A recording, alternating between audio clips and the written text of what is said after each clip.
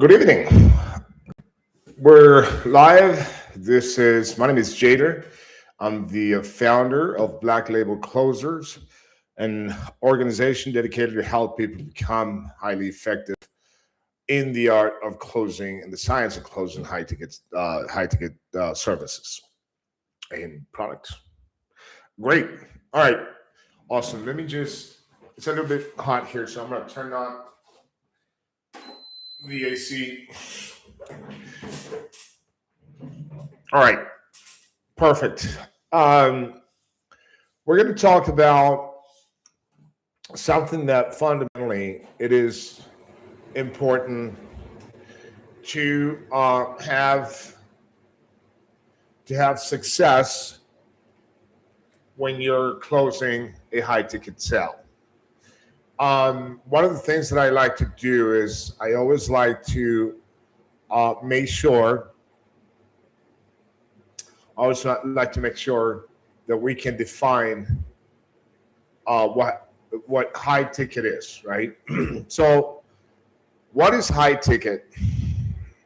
High ticket is a proposition that has a dollar amount that is not very typical in the way that you sell a product with low ticket, right? So low ticket is a product that you sell to the public in masses, right? High ticket is a little more exclusive.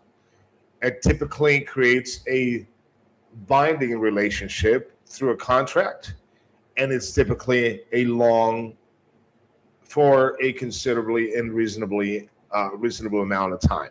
All right, so that's a high ticket sell. I'm pretty sure you guys can throw, if you have more of a definition, you can make comments and also contribute. But that's overall what a high ticket product or service is. All right. Okay. So today we're going to talk about what makes a good close. What's a good close, right? How do we effectively close a deal? It is important to understand that not every close, right? Not every close, it's a good close. Okay? And let's define what a good close is versus a not so good close. A good close is when you make the transaction and this is one of the differences that last time that we talked that I was here, I talked about the differences between salespeople and closers. And one of the clear differences between a salesperson and a closer is the amount of real confidence that a closer has versus the fake confidence that salespeople have. Salespeople chase sales, close people close deals, right? Close people, closers close deals, all right? So that's important to understand. A closer, and there are factors why closers have more of flexibility to display the amount of confidence that is necessary for a prospect to feel confident that if they hand you out a credit card number and you process a credit card for $10,000 or $15,000 or 20 or 50, whatever it is that you're selling, the amount of confidence that the closer displays will transfer itself. That confidence will be transferred to the prospect to know that the prospect is giving money to somebody who has been ethical, truthful, and objective, right? So here's, in the culmination of the close or the sell, here is when a salesperson closes a deal versus a closer closing a deal, and how the closer will always make sure that the close is good versus the salesperson who closes a deal, even though it goes through, he or she doesn't make sure that that's a good close. One of the things that I do at the end when I collect a credit card number, especially if I have a little bit of a reservation about the person, one of the things that I do is I stop, I take the number in, this, and I do this when I take the credit card number, all the information, and then if I feel that there is a little bit of a or doubt in the prospect, what a salesperson would do is rush to process the credit card, so the prospect doesn't have the time to say, I don't want to do this, or you know what, on second thought, or whatever, right? That's what a salesperson does. What a closer does, and I'm going to tell you what the negative consequence of doing that is.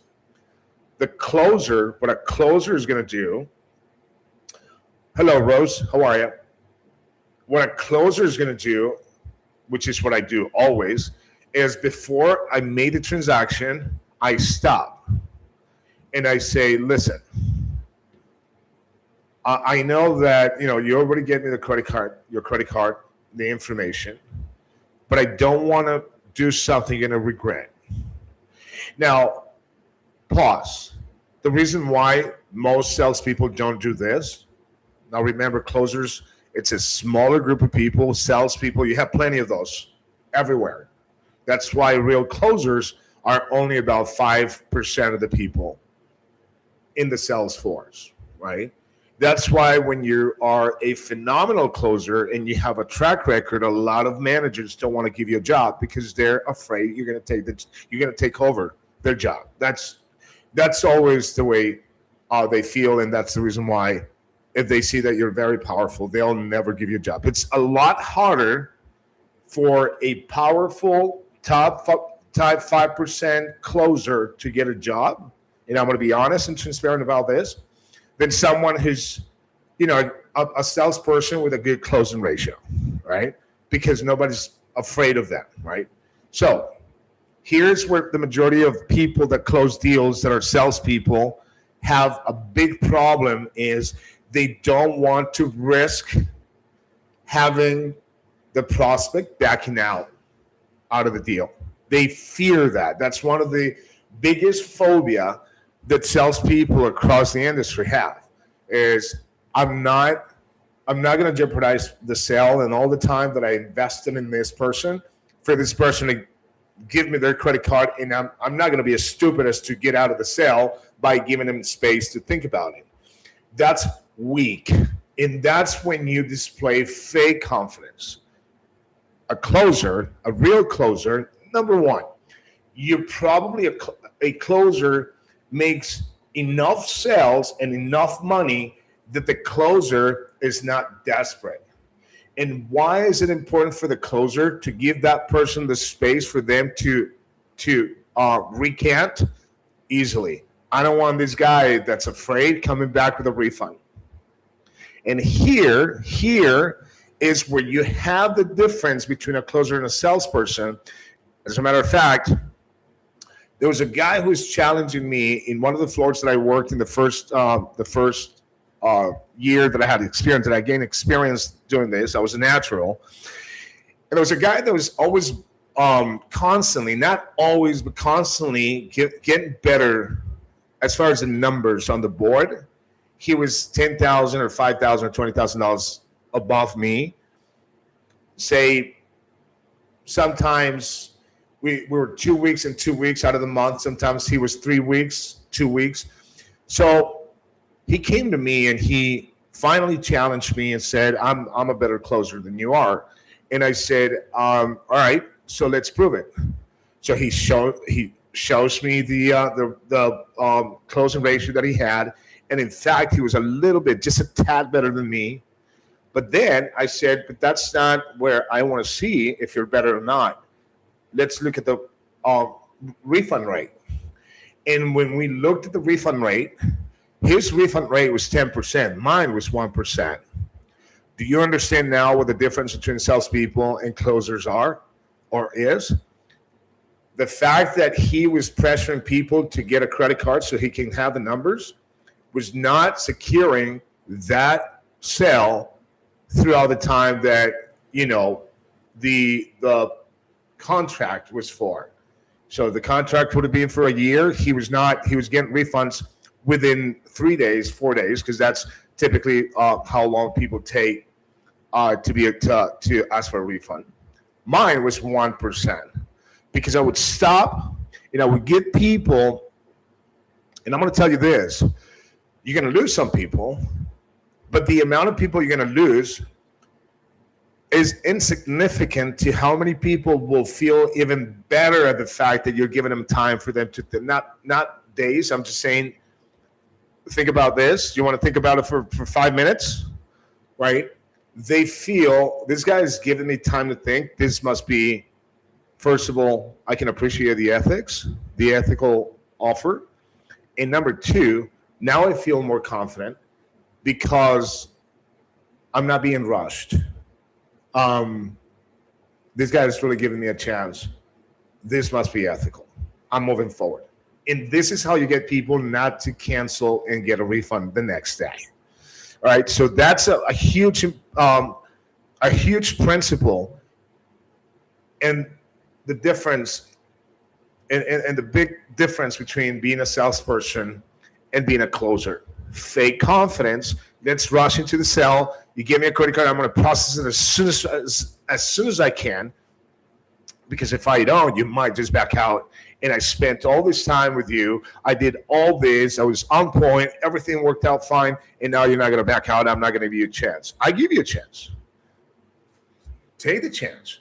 Take your money back. I don't want you to come back tomorrow for a refund. And in fact, when I tell them that they have a 3-day right of rescission, I tell them, but if you're going to cancel tomorrow or the day after in those 3 days, might as well just keep your credit card. I don't want it. I'm not going to process a credit card. I always give people that option to get out. So if you don't want to do it, tell me right now. We don't have to waste our time.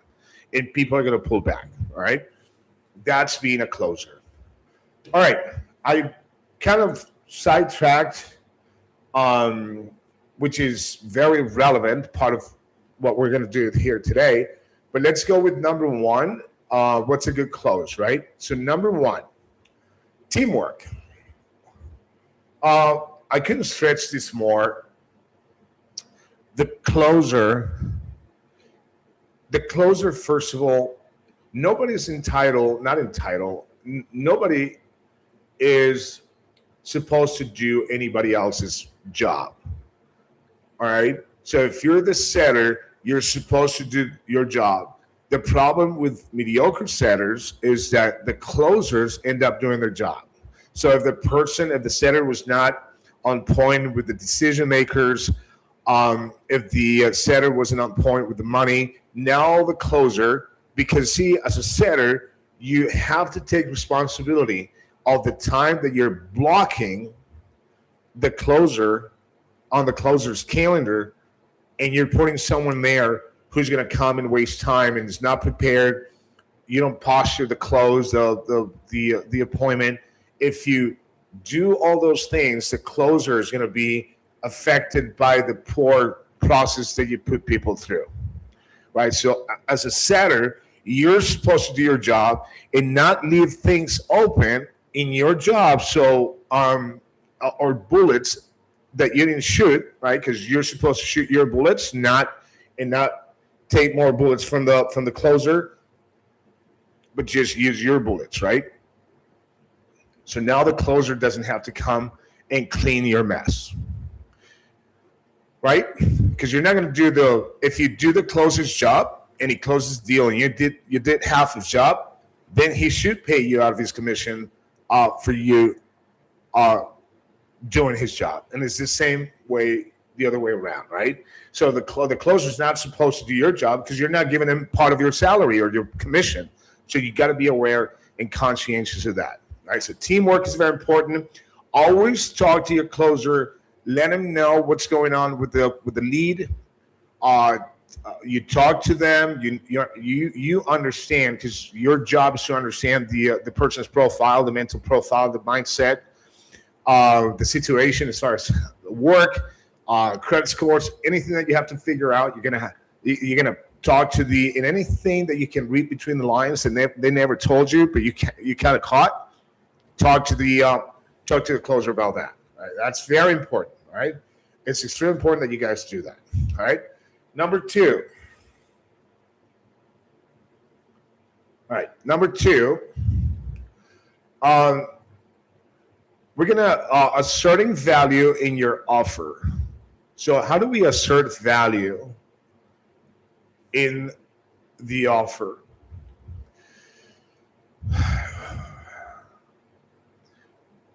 We part from the fact that we work for an ethical company, right? That's why I always encourage people to, when you are talking to a potential opportunity that you see could be a potential place to be able to make good money, and they're selling a product, a service, coaching, or a done for you type of deal, or whatever, in whatever field, right?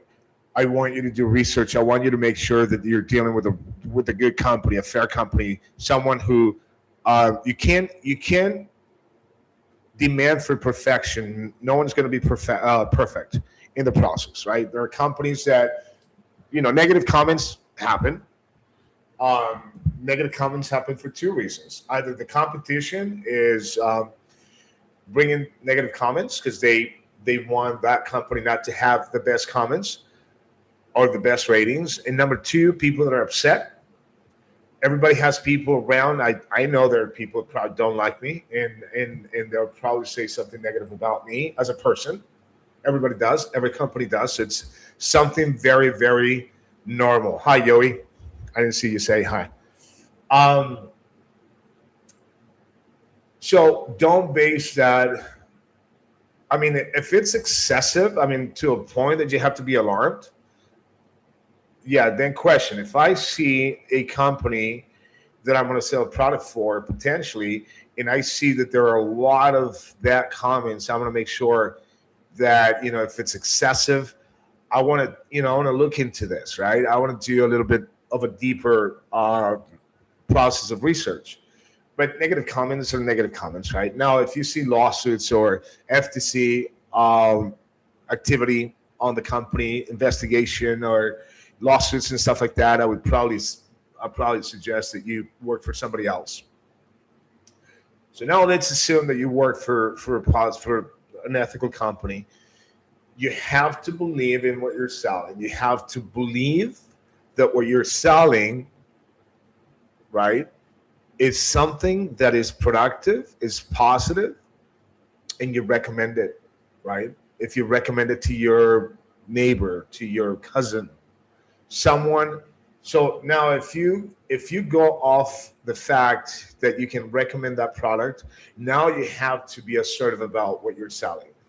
And you have to transfer that confidence. You have to love and express what you feel. As far as I personally feel that if I'm going to sell something, I have to be loyal to the people that I'm working with, right?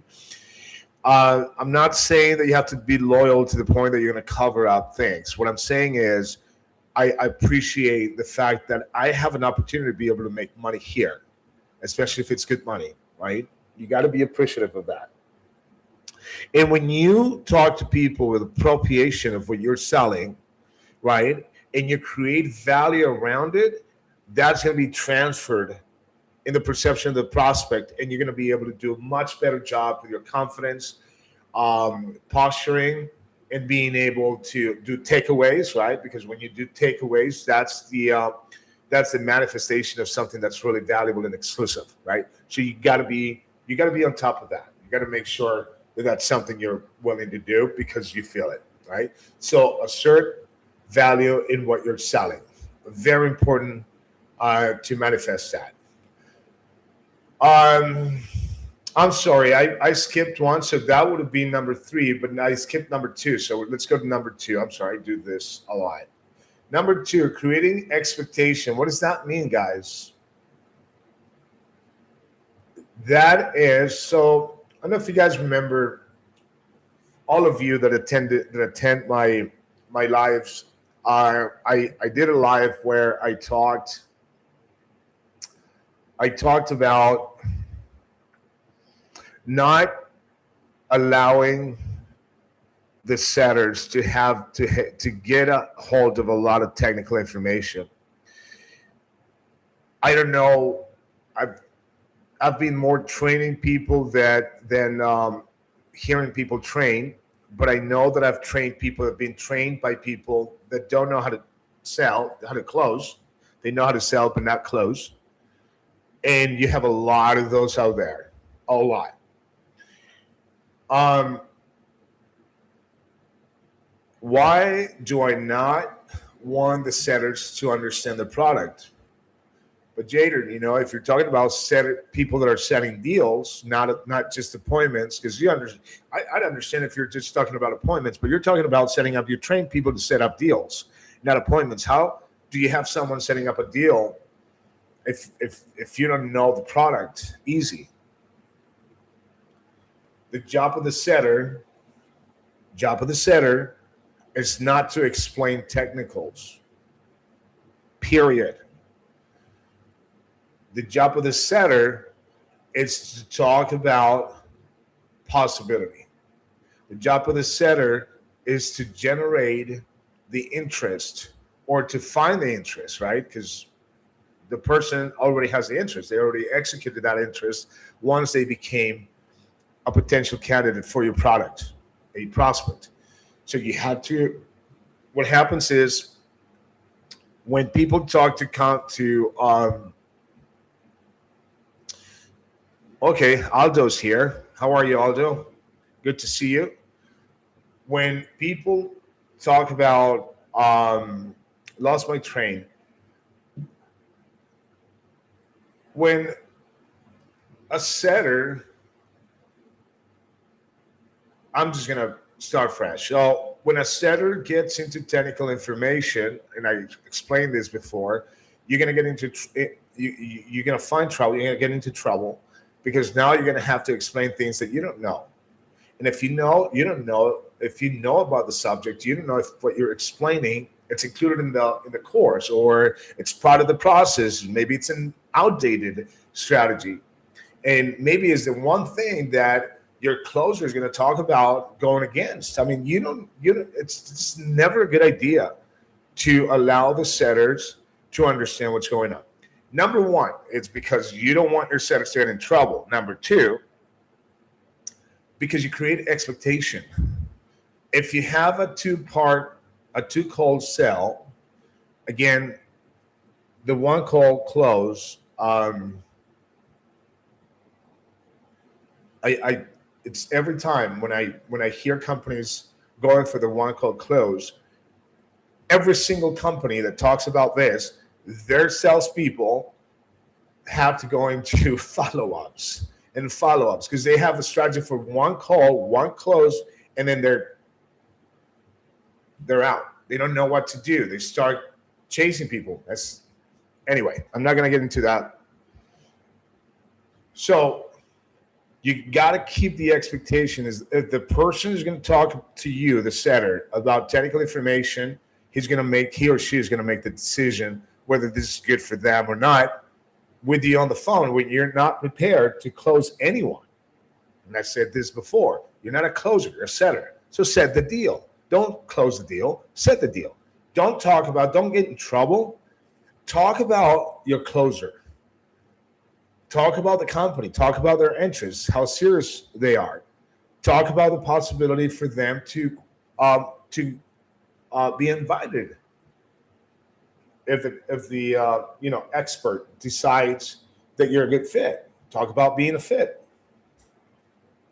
Don't be open. A lot of people say please do not ever say these setters and closers, even pre-setters. Oh, you'd be great at this. I can already tell that you're going to be great. But why? Why are you telling someone who hasn't proven themselves that they could be, that you could tell they could be? You know how much BS that sounds like? That sounds like BS. That sounds like when somebody tells me, I can tell you, I can already tell. Like one day, somebody gave me a call about black label closers, and they said, "Hey, man, I can already tell that you're, I've seen parts of your videos, and I can already tell that you're gonna kill it in this industry." Well, yeah, because you want to sell me something that you're gonna tell me I'm gonna kill it in this industry because your product is gonna be so awesome, combining it with my talent. I already know that you're bullshitting. You're just, um, you know, patting me on the back for no reason. It's just not. Don't do it, right? Always keep the expectation. I don't know if you're the right person, but we can see. You'll have a conversation with a senior director or expert or whatever it is that you call him, your closer, right? Make sure you do that. Mars is here. Hi, Mars. Good to see you. Good to see you, Mars. Good to see you. Awesome. Closers. When you get on the phone and you start talking, just give the segment of your call or a segment of your call just devoted to that. Don't jump right into the technical information. I'm not talking about small talk. Don't do small talk. Please do not stay stuck in awesome March. Me too. So don't get stuck. Just a little bit of small talk, just a tad, just a little bit. If you're the kind of guy, I'm not. Sometimes I have small talk and I get right out. And when I do small talk, it's for a reason. I'm not. I'm finding things out through small talk, right? That's what I'm doing. I'm already working, right? So please keep the expectation, and then once you go through all the benefits and matching benefits to needs and all that stuff that you've learned to combine, it'll automatically happen. So keep the expectation until for the time because the more expectation you build up, the more anxious they are to be able to have it, right? And anxiety is good. All right, let's go to number 4. This is a tricky one. Again, the difference between salespeople and closers. Educate your customer, your prospect. Salespeople, they don't educate and I'm not saying all salespeople, some salespeople. And by the way, let me just clarify, I don't have anything against salespeople. I'm not putting anybody down. I'm just saying there are Formula One drivers, and then there's everybody else, right? And a lot of drivers from outside Formula One will become great Formula One drivers. It's just a matter of understanding what you're doing, right? So I'm just saying, be aware of where you are in the process. Now, please, and this happens all the time in sales, the egos that you have to deal with. Every single salesperson that has had a drop of success thinks he's better or she's better than everybody else. All right. You prove that through numbers. You don't just talk about it. You put the numbers on the board and then you prove it. It's just as simple as that. All right. Um, and one thing is having the skill, and this happens with a lot of salespeople. One thing is having the skill, but not having the strategy. And I can prove it to you like this. A lot of closers, not salespeople, closers, being as powerful as they are. I'll give you an example. There was a guy, I can say his name. It's been a long time. I hope he's still alive. A lot of people back then, it Well, anyway, his name is John Burton. I hope still John Burton. And he was working for a certain company, and he was putting up $180,000 every week in sales. I mean, this guy was a machine. Freaking everybody knew his name. Everybody knew he was making like $700,000 a year. Machine. I mean, this guy was a killer. And he would have so much domination in the space that he would not tolerate the company that he was working for, a very, very well-known company, to record his calls. He was that good that he said, I don't want you guys recording my calls. I don't want, if you guys want to hear what I do, you guys got to pay for it. That's how good he was. He was entitled to his intellectual property. That company went out of business. They started moving the floor. I can't remember what happened. So he moved to another company. All right, we're talking about a guy that was putting up between $180,000 to $200,000 in sales every week. Started another company that was huge. So of course they give him sign-up bonuses like for $30,000. They give him, I think they gave him a freaking office. I mean, the guy got the works. 2 months later, they let him go. He couldn't make money. So what is the proof here? What did I just prove here? I just proved here that you can have the skill but lack the strategy. And ego sometimes gets in the way. So John knew that he was making all this money back in one company, and because of his ego, he didn't learn the new strategy to be able to sell this new lead. It was kind of the same product, but different lead. So he sucked, right? So that means that sometimes you just got to give in to strategy.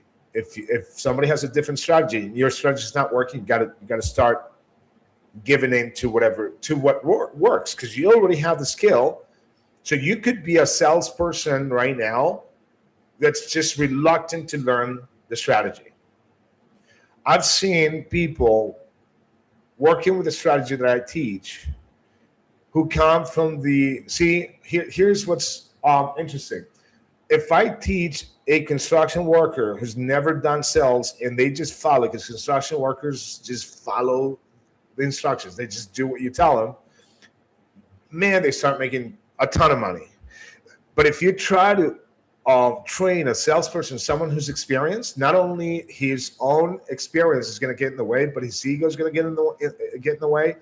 And it's harder to get someone who already has a lot of knowledge in sales to leave whatever it is that they know and start selling the right way. So it's real. That's why it's so hard sometimes to turn a salesperson into a closer, because they have the ego, they're done okay, but they don't have the strategy, and they're reluctant to learn the strategy and to accept that maybe they need more polishing. All right. So very important, guys, to do that. So I'm sorry, I was talking about the point I wanted to make with this is this is another turning point between the difference between salespeople and closers, is that closers educate the customer. There are rules here. You have to follow the rules. I as a closer, make every single person. I get people, getting on the phone telling me, all right, you know what? And I'm talking, right? I'm setting the rules. I'm setting out the rules. They're like, you know what, Jada, let's do this. Why don't you just cut to the chase? I don't need all that. And some people are very disrespectful. They tell you, because they don't respect you yet, right? Even when you have the behavior of someone that demands respect, they still disrespect. And they say, well, why don't you just let's get down to the nitty gritty. I don't need the mumbo jumbo and Just lay it on me. I stop him right there. And this is what I teach setters and closers. Just stop the person right there and say, I act confused. Like I just don't understand what? I'm sorry, what do you mean? Yeah, I know what you're trying to do. You're gonna I had one time one guy telling me, well, those are just words. You're just saying words. And I was like, okay, I'm sorry. How do you want me to express what I need to tell you? Telepathically? I have to say words. No, I'm just saying, you're just saying a lot of words. I'm going to keep saying a lot of words. And guess what? You are going to answer with a lot of words if we keep talking. But we don't have to sit here and say words to each other. We don't even have to be on this phone call. Someone like that needs to be talked to like that.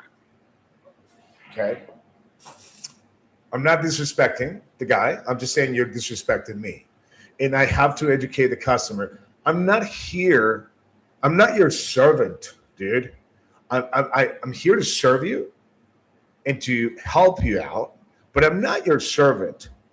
I typically make more money than the people on the phone. So you're not going to come here and treat me like I'm a piece of crap, right? You can do that professionally, logically, without disrespect. You can always transfer that without being disrespectful, right? Believe it or not, and that's why closers are rare. Believe it or not, that gets you deals, more close deals than people, because once they play with your character, once they fool you, now they don't have any respect for you. Now they don't. If you listen, if you see Grant Cardone selling, he's not begging for a sell. He doesn't talk to people like his customer service. He talks to people like he's bossing people around, his customers, and they love that because they respect him. I tell people uh, what happens. What happens if a guy like Grant Cardone gives you a call, right? Or a guy like Elon Musk gives you a call? Would you pay attention? Or yeah, oh yeah, of course. If it's Elon Musk, I'll pay attention. All right. Well, guess what? You're not talking to Elon Musk. You're talking to me, because Elon Musk is never going to give you a call. You're not there where he needs to give you a call. You're here where I give you a call. And that, in a way, that's telling him, I'm not as big as Elon Musk, but you're not worth Elon's time. But I'm here. I'm showing up. What do you want? And then you start veering them towards the respect that you need. All right? So educate your customer. It's important to do that. Call BS when you see it. I think I just said that. I think I just, I just showed you 2 points in one. I showed you how to educate your customer and how to call their BS. A lot of people are going to tell you to stop doing what you're doing. And I said this the last time I talked to you guys, especially with setters. Setters have a problem, and they're young and they're inexperienced, so they get intimidated and impressed by people a lot. And when they hear someone with a big personality, big voice, with a lot of character on the phone, they're gonna shrink.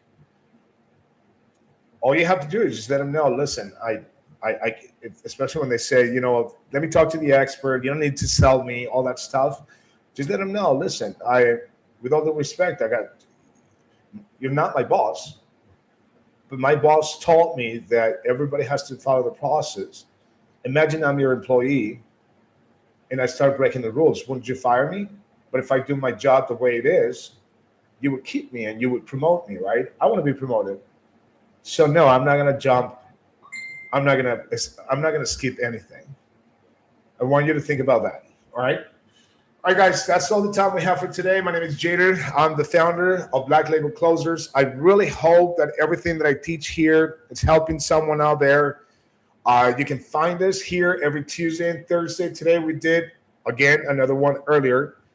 But we're typically here at 7 o'clock Eastern Standard Time, Tuesday and Thursday. Also, you can find us in school on skool.com, on school. Not in school, on school. I'm used to saying in school because you go to school, but that's online. So on school, you can sign up for a free course, ask questions. You can sign up for a $97 course, which is valued at $1,000. You can do that, or you can sign up for the partnership where you and I will split 50-50. Well, you and Black Label. And also, you can go to Facebook, Black Label Closers. We are at www.blacklabel-closers.com. And you can see the testimonials. You can read a little bit of my background there. And we can do a lot of things together. All right. Thank you very much. I'll see you here next Thursday. Stay cool. Don't do anything you would regret. Take care.